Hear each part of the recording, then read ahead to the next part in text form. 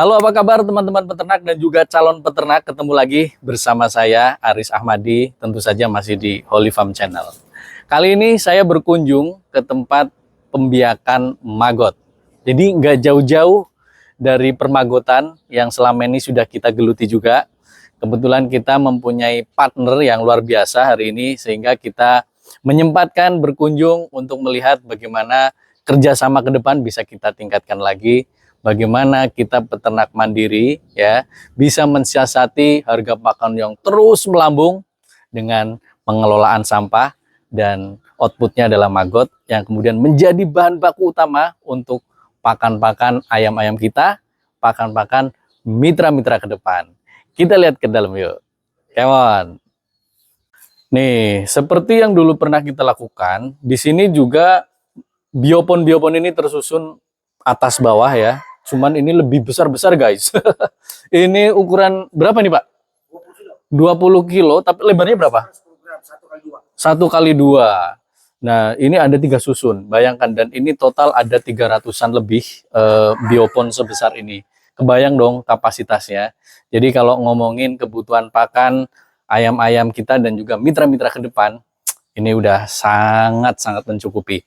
Kita keliling nih, ini gedung mungkin 500 meteran, 500 meter dipenuhi dengan biopon-biopon sebesar ini, dan tentu saja kapasitasnya bisa kita bayangkan per hari bisa memanen berapa ton maggot, luar biasa. Dan teman-teman di sini masih dalam kondisi menabur baby maggot, gitu ya. Dan jangan dibayangkan di sini bau yang luar biasa, enggak. Jadi baunya biasa aja, bau sampah kecil-kecil. Nah, ini dia baby maggot yang lagi disebar. Dalam beberapa hari ke depan dia akan mulai membesar, dan di usia 8 hari, 9 hari mulai dipanen. Karena kita menggunakan pakan-pakan yang kualitas A1 lah ya ibaratnya. Jadi pertumbuhan maggot memang benar-benar bisa diukur yang secara kontinu 8-9 hari sudah bisa dipanen.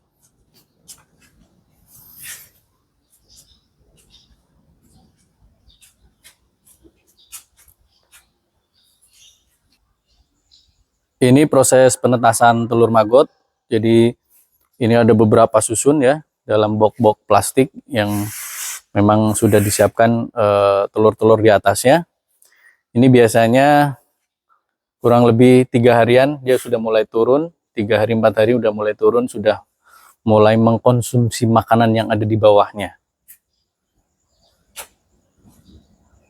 Nah, sekarang saya sudah bersama Pak Kendar. Beliau adalah manajer pengelola yang ada di sini. Apa kabar Pak Kendar? Alhamdulillah sehat, ya. Pak. Ini partner kita ke depan yang kita akan memproduksi pakan berbahan baku maggot untuk ayam-ayam kita. Pak, di belakang ini nih, ini mirip banget yang sudah kita lakukan di Holy Farm 2 di Rocktok. Jadi ada kotak-kotak ini untuk memanen maggotnya biasanya. Iya. Nah, kalau di sini, kalau boleh tahu, gimana Pak cara memanen maggotnya? Jadi sistem panen itu ada 2 macam. Ada panen basah dan panen kering. Oke. Nah, kalau panen kering kita memakai manual seperti ini. Oh, ini piranti-piranti ini sebenarnya yang dipakai ya? Iya. Persis jadi sama di begini. Ayakan lah ya. Ayakan. Oke. Panen.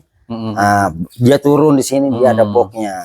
Habis itu ditimbang. Ini panenan kering istilahnya. Panenan kering. Oke. Nah, sementara panenan kalau yang basah seperti ini. Oh, ini ayakannya lebih panjang. Lebih panjang, satu buat ditumpangkan di sini ya. Di sini. Ditumpangkan di sini, ditaruh maggot pada jatuh. Pada jatuh. Nah, sisa ininya buang ke sana, ke gaspotnya. Oke. Nanti apa sisa panen basahnya buang aja ke sana. Ini disaring lagi. Nah, udah turun jatuh biarin sampai kurang lebih 100 kilo. Oke. Habis 100 kilo dipindahin kemari.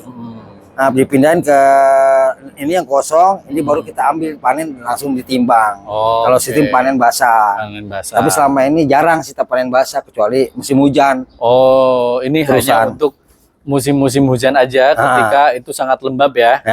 Oke. Nah, saya lihat di belakang itu ada alat yang kayaknya lebih canggih kayak ini. Bisa diceritakan nggak Pak nih? Bisa kita lebih mendekat sana? Ini sistem panen kering, panen basah nggak bisa.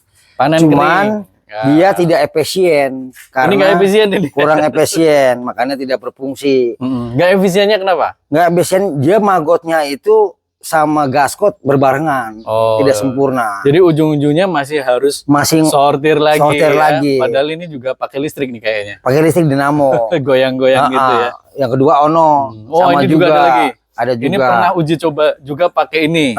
Sama juga, hasilnya kurang efisien. Akhirnya nggak digunakan. Ini juga ya, iya oke. Jadi lebih condong ke manual. Akhirnya kembali ke manual. Nah ini juga yang terjadi di tempat saya gitu, karena susahnya mencari tenaga kerja waktu itu sehingga kita saat ini memang menghentikan dulu penggunaan maggot ini. Nah ketemu dengan Pak Kendar nih dan tim, ini menjadi solusi ke depan untuk kita bisa mewujudkan pakan menggunakan bahan baku maggot. Nah ini bisa diceritakan mungkin Pak, nanti pakan-pakan yang kita buat itu kira-kira proteinnya di kisaran berapa nih Pak? Yang kita buat ini 20-23% buat unggas atau ayam ataupun bebek. Bebek. Ikan pun bisa ya? Ikan pun bisa, kucing pun bisa. Iya. Kemarin ada namanya Pak Ade ngomong ke saya, kok bisa kucing juga. Kucing mau juga ya? Aduh, saya kurang tahu. Saya bilang saya tidak bikin kucing, cuman bisa buat kucing juga. Menarik.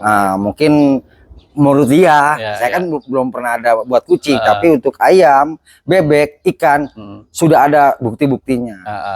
Nah, teman-teman, jadi ini kita nggak omon-omon. Jadi proteinnya kemarin kita uji. Setelah kita menggunakan dry maggot dengan persentase yang kita perbesar lagi, proteinnya sudah bisa mencapai di 20-23%. Artinya, untuk kebutuhan ayam-ayam DOC maupun juga pembesaran, terutama untuk ayam KUB, sensi, Graoxi, kemarin kita uji coba di kandang kita juga, mereka sangat suka ya ayam-ayamnya.